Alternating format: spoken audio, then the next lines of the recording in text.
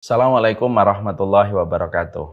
Innal hamdalillah wassalatu wassalamu ala Rasulillah wa ala alihi wa sahbihi wa man tabi'ahum bi ihsan ila yaumil qiyamah. Ibu-ibu dan seluruh yang hadir pada kesempatan hari ini dari Perhutani yang semoga senantiasa kita dikuatkan hatinya, dikuatkan pundak kita, dilapangkan jiwa kita di dalam kesabaran karena hidup pada zaman hari ini bukanlah hidup yang mudah. Tapi kita yakin bahwasanya kita memiliki Allah dan itu merupakan energi yang paling besar pada kehidupan kita. Kalau ada di antara ibu-ibu yang hari ini mendapatkan ujian pada hartanya, maka kita harus ingat bahwasanya Allah itu pemberi rezeki. Kalau ada di antara kita yang sedang diuji dengan pasangannya, kita harus selalu sadar bahwasanya Allah itu Al-Wadud yang maha cinta. Keretakan cinta siapapun, kalau Allah sudah menghendaki pasti Allah akan perbaiki dan Allah akan obati. Kalau ada di antara kita sedang merasakan kelelahan ketika kita mendidik anak kita, semoga kelelahan kita merupakan kelelahan yang berakhir dengan manis ketika nanti kita panen. Melihat anak-anak tumbuh kembang dalam kondisi sehat dan anak-anak memiliki kehidupan yang bermakna. Dan betapa bahagianya ketika kita menjadi bagian dari kelapangan dari kehidupan anak-anak kita. Itulah kehidupan kita, bahwasanya kita harus selalu ingat kepada Allah, bahwasanya masalah itu memang tidak akan pernah selesai, tetapi kita memiliki Allah yang tidak akan pernah meninggalkan. Ibu-ibu harus paham kenapa kita di dalam sholat mengulang-ulang takbir di dalam setiap kita berpindah pada gerakan. Karena di situ kita mendapatkan pelajaran, Allah memerintahkan kita mengucapkan takbir pada setiap perpindahan sholat kita, karena Allah ingin memberikan sebuah makna yang tidak bisa kita ingkari. Bahwasanya Allah kita butuhkan dalam setiap apapun yang kita hadapi dan kita temui. Semoga kita dikuatkan hatinya oleh Allah di dalam perjalanan hidup kita. Alhamdulillah, tentunya senantiasa kita bersyukur ibu-ibu atas seluruh nikmat yang Allah berikan pada kehidupan kita. Allah mungkin tidak memberi apa yang kita mau, tetapi pastinya Allah memberi apa yang kita butuhkan. Syukurnya orang dewasa itu berbeda dengan syukurnya anak kecil dan anak belia. Biasanya anak kecil itu syukurnya ketika mendapatkan barang yang dia mau ataupun sesuatu yang dia inginkan, barulah dia bersyukur. Ibu-ibu lihat anak-anak kecil. Anak-anak kecil itu kalau mendapatkan mainan, mendapatkan baju, mendapatkan buku, tampak betul dia bersyukur dan mengucapkan Alhamdulillah. Tapi biasanya anak-anak belum bisa bersyukur pada kebutuhan yang Allah berikan kepadanya. Kita tentunya bukan anak belia, kita bukan anak kecil. Syukurnya orang dewasa itu bukan hanya bersyukur pada apapun yang kita peroleh, tetapi kita bersyukur pada apapun yang kita dapatkan dari kebutuhan-kebutuhan kita. Kalaupun kita belum mendapatkan apa yang kita inginkan, bukan karena Allah tidak mampu memberikan apa yang kita mau, tetapi pasti Allah melihat apa yang kita inginkan terkadang tidak baik untuk kita atau tidak tepat untuk kita dapatkan hari ini. Karena sesungguhnya tidak semua keinginan dan kebutuhan kita itu cocok untuk kebaikan hidup kita di masa mendatang.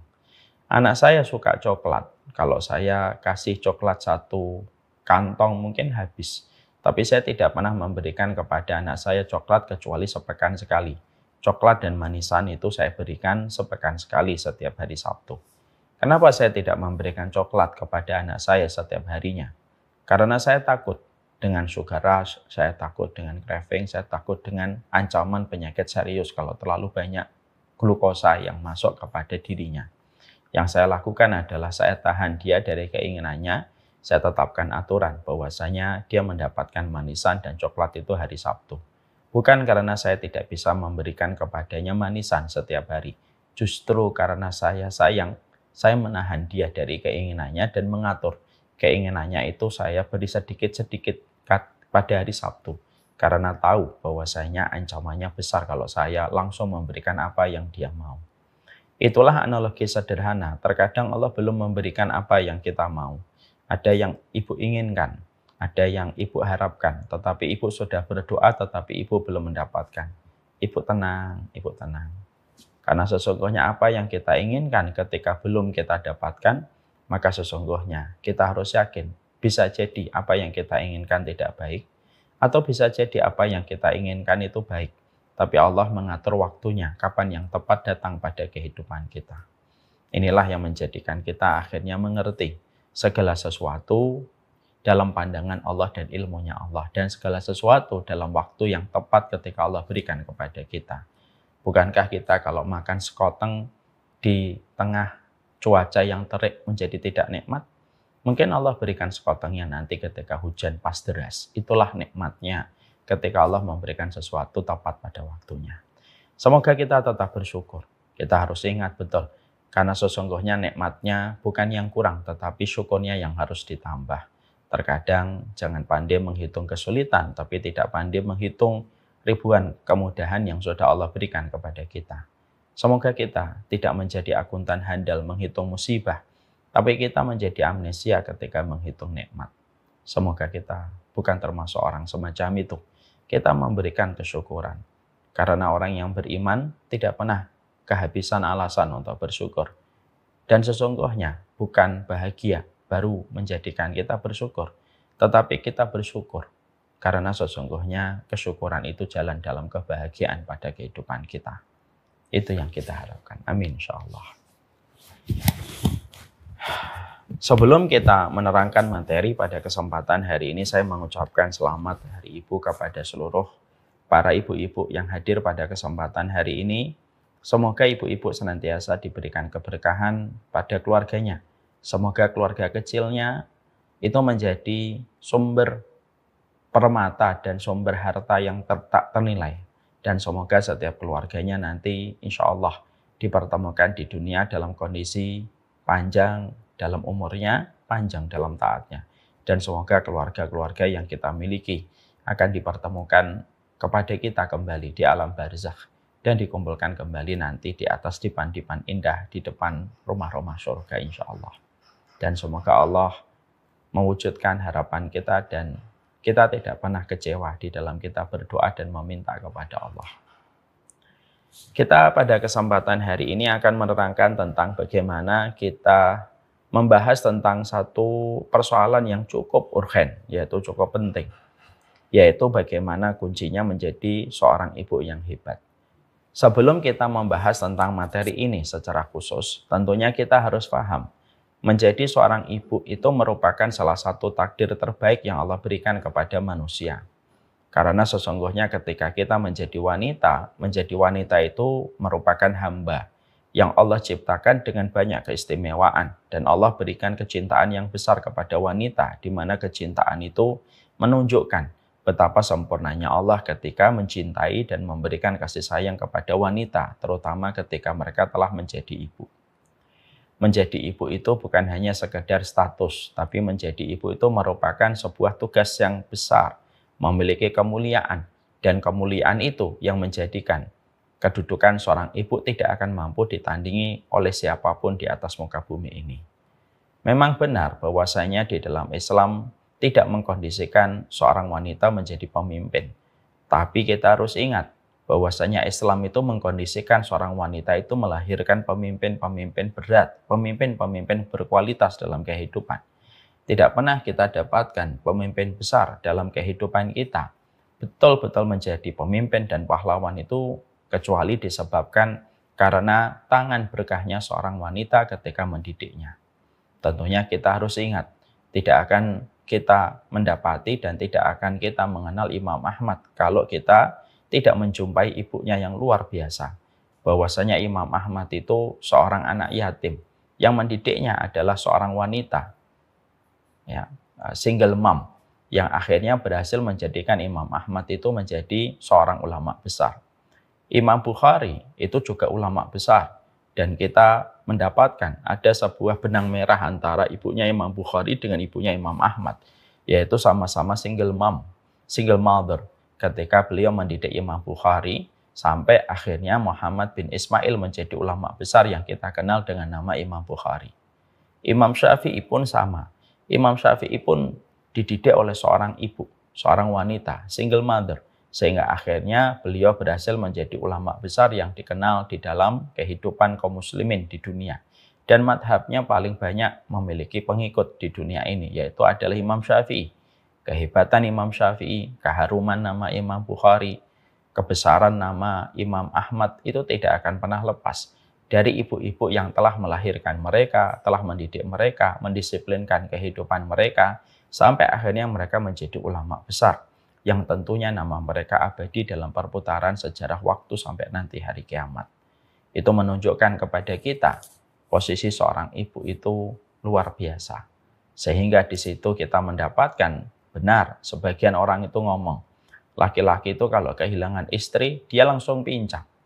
Tapi ketika wanita kehilangan suami, dia tetap berdiri di atas kedua kakinya. Itu menunjukkan di dalam beberapa sisi, ketangguhan dan keperkasaan wanita itu tidak bisa dipandang sebelah mata. Ketika mereka telah menjadi wanita hebat, maka sesungguhnya wanita-wanita itu luar biasa. Makanya kita mendapati apa yang Allah sampaikan di dalam surat Al-A'raf ayat 58. Allah menyampaikan kepada kita, wal baladu thayyibu yakhruju nabatuhu bi'idni rabbih. Sesungguhnya tanah yang baik itu akan mengeluarkan tanaman-tanaman yang subur dengan izin Allah. Allah mengibaratkan seorang ibu atau seorang wanita itu dengan sebuah diksi yang sangat indah. Wal baladu thayyib yakhruju nabatuhu bi'idni rabbih. Sesungguhnya tanah yang subur itu akan mengeluarkan tanaman-tanaman yang kuat dan tanaman-tanaman yang subur pula. Dan sesungguhnya tanaman itu bisa berbuah, tanaman itu bisa memiliki banyak manfaat pada kehidupan. Itu sangat tergantung bagaimana kesuburan tanah itu. Kita ambilkan contoh dari apa yang Allah sampaikan pada surat Al-A'raf 58. Maka ini adalah tanamannya. Tanaman ini sangat tergantung dengan tanahnya. Kalau tanahnya itu dalam kondisi tidak subur, sebagus apapun benih yang ditanam, maka tanaman itu tidak akan tumbuh dan tidak akan hidup, memberikan manfaat dan memberikan buah. Tapi kalau benihnya itu tidak baik, masih bisa ditolong dengan tanah yang subur. Dan akhirnya tanah yang subur bisa menguatkan benih yang tidak baik dan benih itu tetap tumbuh dan memberikan manfaat. Betapa indahnya ketika Allah itu menggunakan diksi bahwasanya Allah di dalam surat Al-A'raf ayat 58 itu menerangkan bahwasanya seorang ibu itu diumpamakan sebagaimana tanah.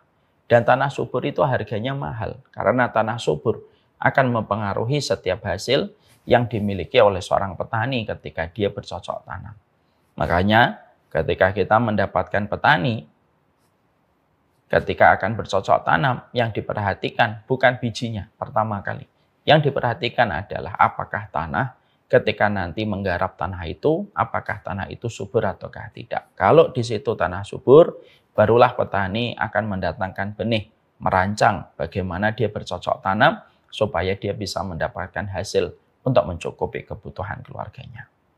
Nah, inilah yang menjadikan kita paham bahwasanya menjadi seorang ibu itu bukan hanya sekedar status. Supaya kita betul-betul bangga ketika hari ini Allah telah menakdirkan kita menjadi seorang ibu pada kehidupan rumah tangga. Sehingga kita bisa menikmati nikmatnya besar yang Allah berikan kepada kita ketika kita menjadi seorang ibu. Di mana seorang ibu itu diumpamakan dan diibaratkan sebagaimana tanah. Nah, itulah yang menjadikan kita akhirnya paham bahwasanya dalam kehidupan seorang ibu memiliki keutamaan-keutamaan yang luar biasa di dalam kehidupan. Bahkan keberkahan anak-anak kita itu tergantung bagaimana seorang ibu ketika seorang anak memuliakan ibunya. Karena kesuksesan anak pada kehidupan itu tidak ditentukan hanya karena pintarnya, tidak hanya ditentukan hanya karena circle-nya, dan bukan hanya karena mungkin link yang dia miliki. Tapi ternyata kita mendapatkan bahwasanya kunci kesuksesan seorang anak di dalam kehidupan itu adalah ketika dia memberikan baktinya kepada ibunya. Untuk menunjukkan kepada kita betapa besarnya peranan ibu dalam peradaban kehidupan manusia. Sehingga ketika anak itu berbuat yang terbaik kepada ibunya, maka sesungguhnya kebaikan yang diberikan anak kepada ibunya itu menjadikan anak itu mendapatkan pintu tengahnya surga, dan mendapatkan ketika kehidupan di dunia tidak akan dibiarkan celaka oleh Allah.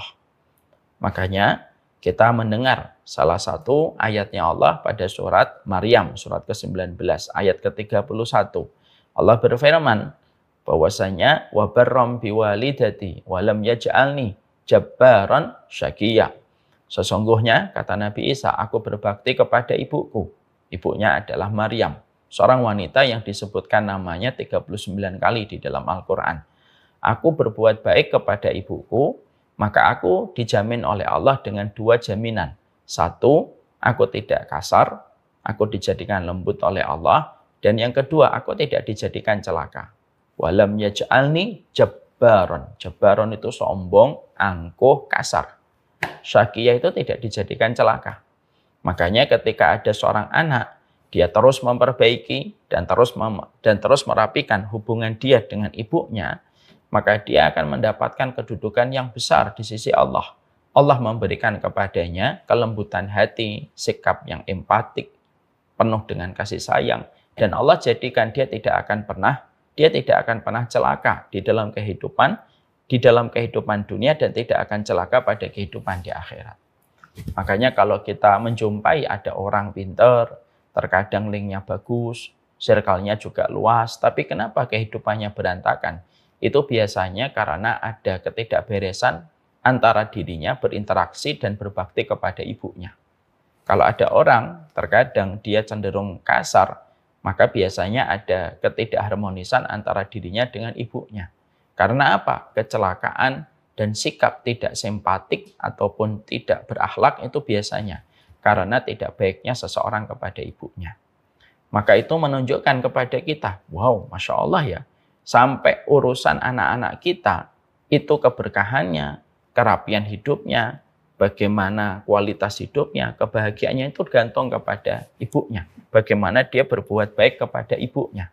Sehingga wajar kalau di dalam Islam, bagaimana kita mendapatkan seorang anak diperintahkan 3 kali lebih berbakti, secara kualitas lebih banyak kepada ibunya, 3 kali lipat daripada dia berbuat baik kepada bapaknya tanpa bermaksud untuk membeda-bedakan. Karena apa? Saking besarnya keberkahan seorang ibu yang mempengaruhi kehidupan seorang anak. Makanya Masya Allah, kita sampai kalau saya dalam kehidupan itu, saya tuh sampai kalau mendapati anak saya terkadang kasar sama saya masih terkadang diam dan mungkin bersabar. Tapi kalau saya mendapati anak saya, kok dia kasar kepada ibunya, saya lebih marah. Dan anak-anak paham tentang kaidah itu. Mereka paham bahwasanya Abi, kalau kita terkadang membentaknya, kadang Abi mungkin sabar. Tapi Abi pasti marah kalau kita membentak ibunya, membentak ibu mereka. Mereka tahu betul dan saya kasih tahu. Kenapa saya lebih marah kalau kalian membentak ibu kalian?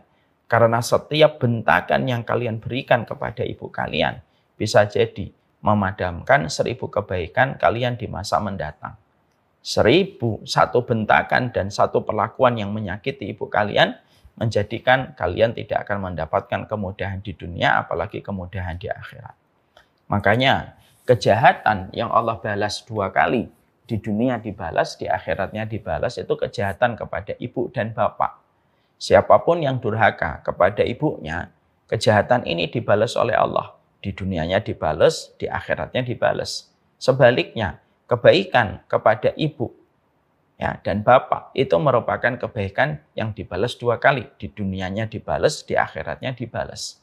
Karena disinilah kita paham betapa luar biasanya magnet kebaikan yang ada pada dirinya seorang ibu. Sehingga Allah jadikan bahwasanya seorang anak ketika dia tidak ingin celaka pada hidupnya itu adalah bagaimana dia terus memperbaiki hubungannya dengan ibunya dan memperbaiki hubungannya dengan seorang bapak.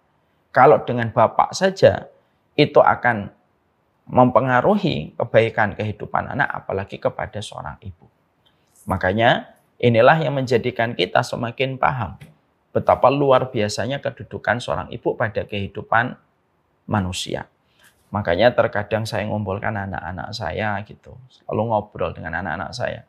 Lalu saya tuh ngomong dan mengatakan, kalau Abi sering mengatakan supaya kalian itu hormat kepada ibu kalian dan kepada Abi, itu bukan karena Abi dan Bibu, panggilan kami untuk istri dan panggilan anak-anak kepada ibunya, itu bukan berarti bahwasanya Bibu itu dan Abi itu butuh apresiasi dari kalian. Oh bukan. Tapi kalian ketika kami ingatkan untuk terus berbakti kepada abi dan kepada ibu, karena apa? Karena kualitas hidup kalian sebagaimana kualitas yang kalian lakukan kepada kami. Kalau kalian berkualitas berbakti kepada ibu kalian, dan kepada saya sebagai abi kalian, maka kualitas kalian sebagaimana kualitas yang kalian berikan kepada kami. Kalau kalian buruk kualitasnya, maka seburuk itulah kualitas kalian nanti di dalam menjalani kehidupan. Makanya ada kata-kata yang bagus untuk menjadi perenungan. Perenungannya itu adalah bahwasanya siapapun yang mereka menempatkan ibunya sebagaimana raja, maka hidupnya kayak raja. Tapi siapapun yang menempatkan ibunya kayak pembantu, maka sesungguhnya dia pun sebagaimana seorang pembantu. Dan ini menjadikan tambahan betapa dahsyatnya kedudukan seorang ibu pada kehidupan anak manusia. Makanya bukan hanya itu saja, bukan hanya mempengaruhi bagaimana kualitas kehidupan manusia, bagaimana mempengaruhi keturunan kita. Tapi di situ juga kita dapatkan bahwasanya seorang ibu dijadikan oleh Allah. Bagaimana setiap ucapannya itu menjadi mustajab untuk kehidupan seorang ibu. Makanya maaf ya, kalau kita belajar dari kisah biografinya Imam Bukhari. Imam Bukhari itu menjadi ulama, itu memiliki latar belakang sejarah yang tidak boleh kita lewatkan untuk kita ambil pelajaran. Imam Bukhari itu ketika lahir dalam kondisi buta. Nama aslinya adalah Muhammad bin Ismail. Maka beliau dalam kondisi buta. Dan ketika dalam kondisi buta, maka siapa yang paling banyak berdoa? Ibunya, karena bapaknya telah wafat. Maka ibunya terus berdoa, menggelar sajadah untuk terus berdoa. Dan tidak pernah berhenti di dalam berdoa dan memohon kepada Allah supaya Allah mengembalikan penglihatan Bukhari kecil. Dari tetesan air mata seorang wanita yang bernama seorang ibu ketika khusyuk mendoakan ibunya, ketika mendoakan anaknya, maka Allah mengembalikan penglihatan Imam Bukhari waktu kecil. Pada waktu ketika ibunya sedang tertidur, saking lelahnya beliau berdoa, maka beliau menemukan di dalam mimpinya. Beliau berjumpa dengan Nabi Ibrahim dan Nabi Ibrahim berkata, "Bangunlah, wahai seorang ibu, penglihatan anakmu sudah dikembalikan oleh Allah. Dan semoga anakmu nanti menjadi orang yang bermanfaat di dalam agama Allah." Dan ketika beliau bangun, beliau menjumpai bagaimana mata anaknya itu betul-betul kembali. Dan akhirnya bisa melihat dan akhirnya anak itu diwakafkan oleh ibunya untuk menjadi miliknya kaum muslimin. Dan kita paham, Imam Bukhari itu merupakan imam dari ulama-ulama hadis seluruh dunia. Dari dulu sampai hari ini dan tidak ada satupun orang yang bisa menggantikan posisi beliau. Ini menunjukkan bahwasanya sampai setingkat Imam Bukhari menjadi imam ulama hadis dunia yang tidak tergantikan posisinya, ini tidak lepas dari kesungguhan seorang ibu. Dan ini mempengaruhi kehidupan. Makanya bukan hanya seorang ibu itu mempengaruhi kehidupan anak dan bagaimana anak itu kualitas hidupnya sangat tergantung bagaimana kualitas dia ketika berbuat baik kepada ibunya. Tapi sampai doa saja, sampai perkataannya itu betul-betul sangat mustajab pada kehidupan seorang anak di dalam menjalani kehidupan. Makanya tidak salah kalau banyak ustadz, banyak guru selalu mengatakan kepada para ibu-ibu, ibu-ibu hati-hati ya dengan lisannya, terutama ketika lagi marah dan ketika sedang emosi. Jangan pernah mengatakan satu kata dan satu kalimat berkaitan tentang kehidupan anak, di mana perkataan itu nanti akan menjadi udzur dan akan menjadi sebab penyesalan. Karena apa? Saking mustajabnya. Ya. Mari kita ingat ya, saya ingin menyampaikan sebuah kisah dalam riwayat Muslim. Ada kisah yang bagus yang tidak bisa kita lepaskan. Bagaimana kisah ini memberikan inspirasi tentang kehidupan seorang ibu.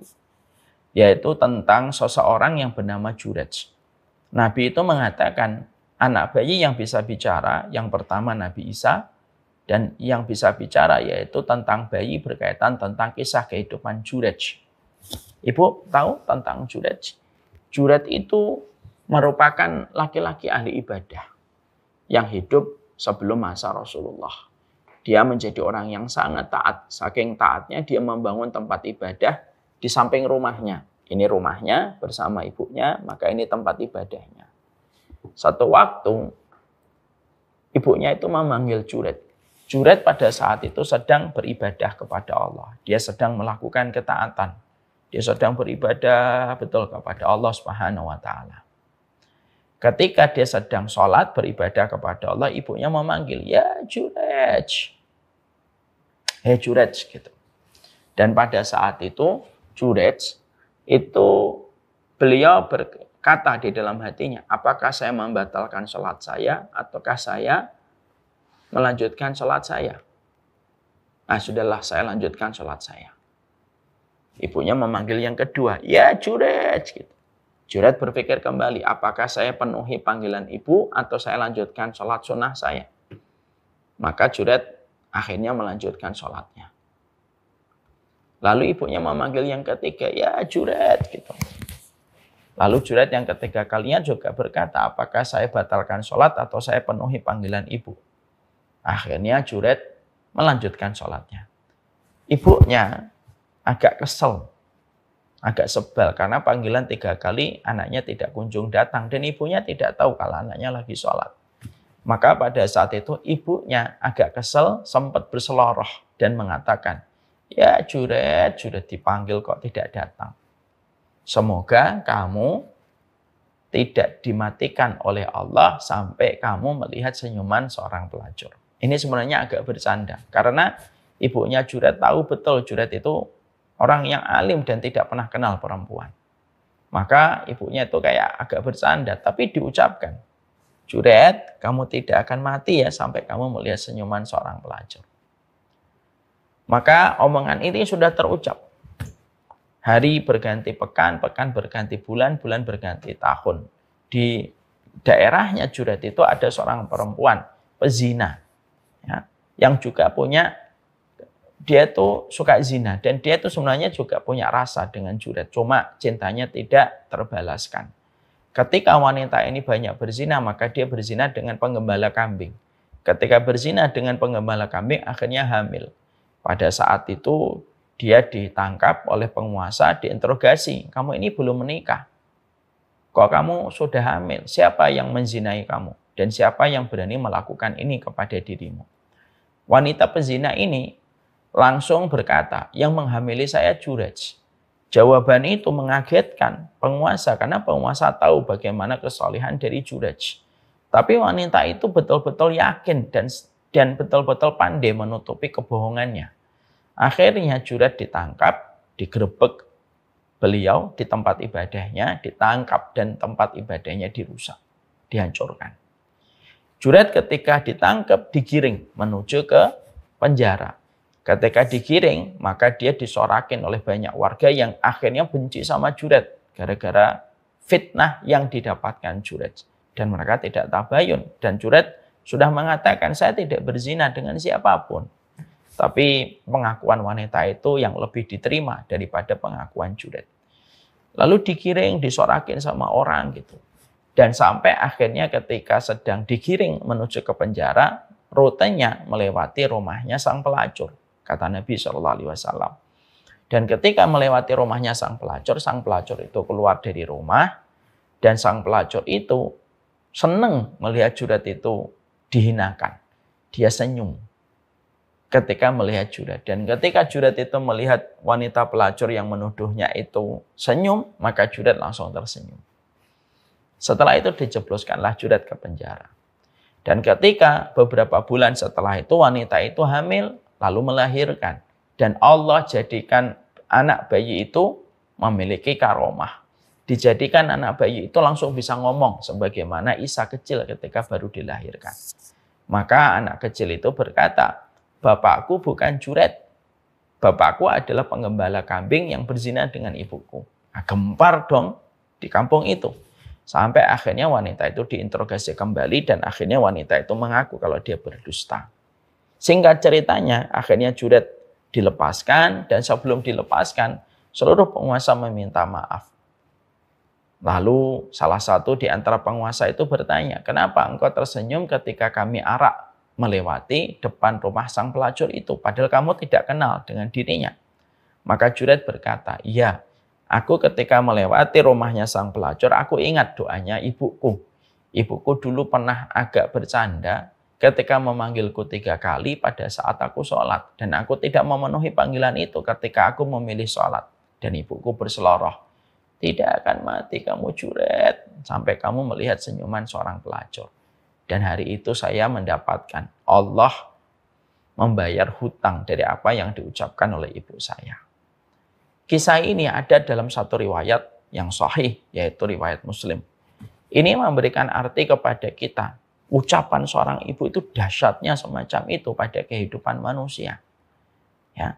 Jadi akhirnya baktinya anak kepada ibu itu mempengaruhi kehidupannya. Dan ucapan seorang ibu itu sangat mempengaruhi kehidupan seorang anak. Makanya manakah peradaban yang tidak ada kaitannya dengan seorang ibu? Tidak ada. Tidak ada peradaban di atas muka bumi ini yang lepas dari peran seorang ibu di dalam kehidupan. Untuk memberikan kepada kita tentang sebuah arti yang luar biasa. Menjadi ibu itu bukan kaleng-kaleng. Menjadi seorang ibu itu bukan perkara yang dipandang sebelah mata. Tapi menjadi ibu itu memiliki peranan yang sangat kuat mempengaruhi pada perjalanan hidup seorang manusia. Makanya memang betul bahwasanya ketika ada seorang ibu, seorang anak itu masih bisa bernafas lega. Karena berkah hidupnya itu masih ada. Tidak ada jimat dalam tanda petik. Tidak ada jimat yang paling luar biasa. Itu bukan dari dukun yang syirik. Bukan. Bukan dari paranormal yang syirik. Bukan. Tapi jimat dalam tanda petik yang terbesar pada kehidupan manusia itu ketika dia masih mendapati ibunya hadir. Ibunya hidup. Dan ibunya mendoakan dirinya. Untuk memberikan arti kepada kita. Betapa pengaruh seorang ibu betul-betul di luar apa yang kita pikir selama ini. Bahwasanya begitulah seorang ibu di dalam kehidupan. Inilah yang menjadikan kita akhirnya memahami ini dulu. Ya, saya tidak mau buru-buru menyampaikan bagaimana menjadi seorang ibu yang hebat. Tapi setidaknya saya itu ingin mengajak kepada seluruh ibu-ibu di perhutani adalah mari kita syukuri dulu. Takdir kita menjadi ibu itu merupakan takdir yang datang tidak secara kebetulan. Bukan takdir yang kita dapatkan karena seleksi waktu. Bukan. Tapi ketika kita menjadi ibu, ada yang punya anak 2, ada yang punya anak 3, ada yang punya anak 1, ada yang mungkin belum diberikan keturunan. Engkau tetap seorang ibu. Maka sesungguhnya kita harus betul-betul bersyukur. Inilah nikmat besar yang Allah berikan pada kehidupan pada seorang hamba ketika dia menjadi seorang ibu. Makanya akhirnya betul, kalau seorang wanita ketika telah menjadi ibu, kelelahannya saja itu bisa menjadi sebab dihapuskannya dosa.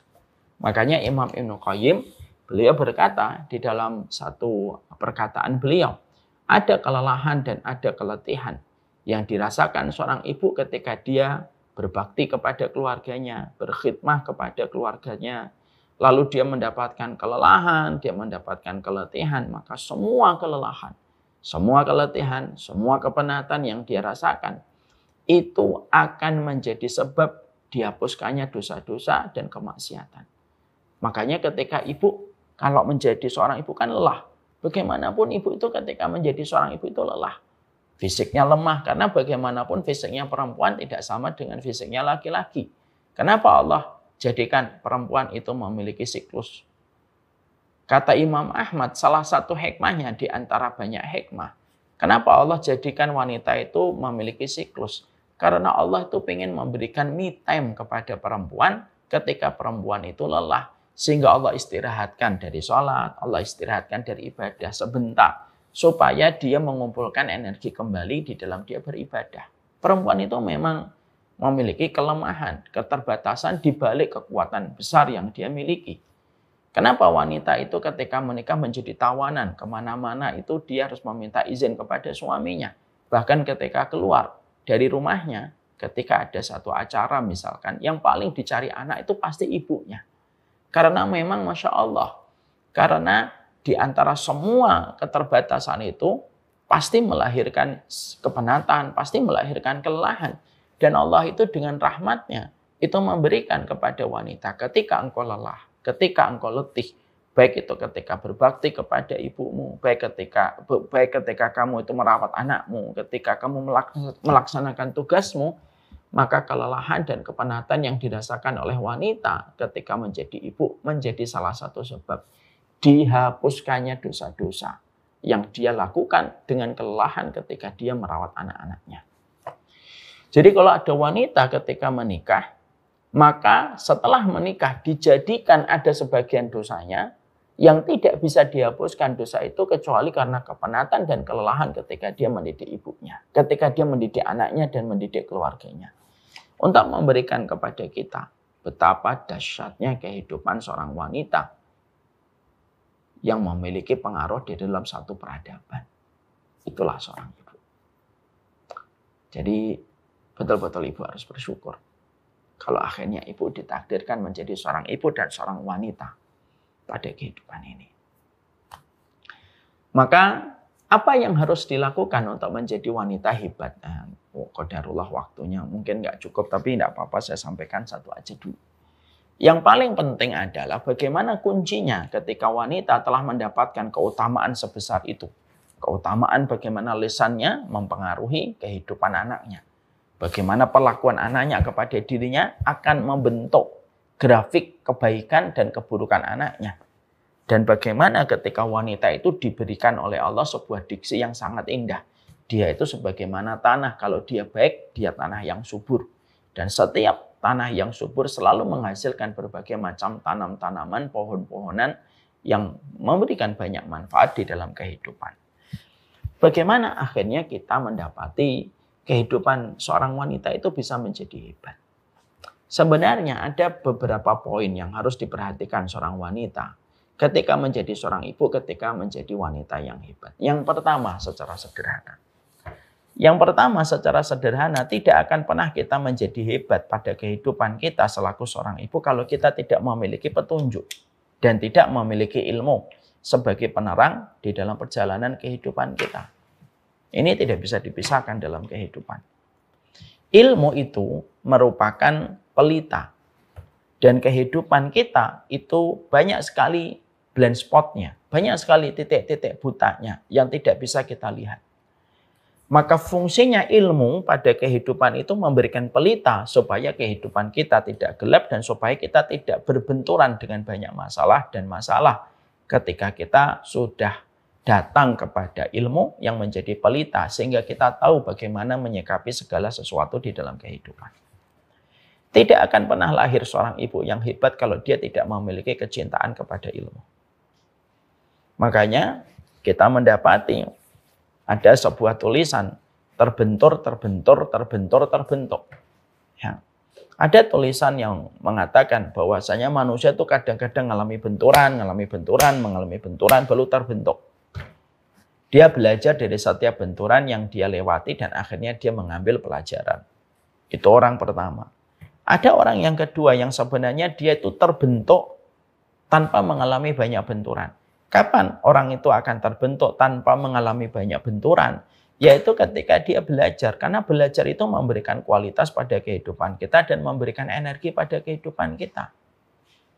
Ibu, kalau ibu tidak tahu bahwasanya kelelahan ibu ketika mendidik anak itu menggugurkan dosa, maka ibu selalu nanti akan lelah dan ketika lelah ibu mudah stres dan frustasi.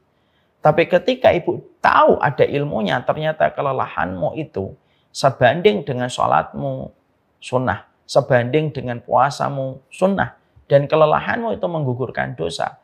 Bukankah narasi itu bisa menjadi energi untuk ibu setiap lelah itu kita berusaha untuk menikmatinya? Karena apa?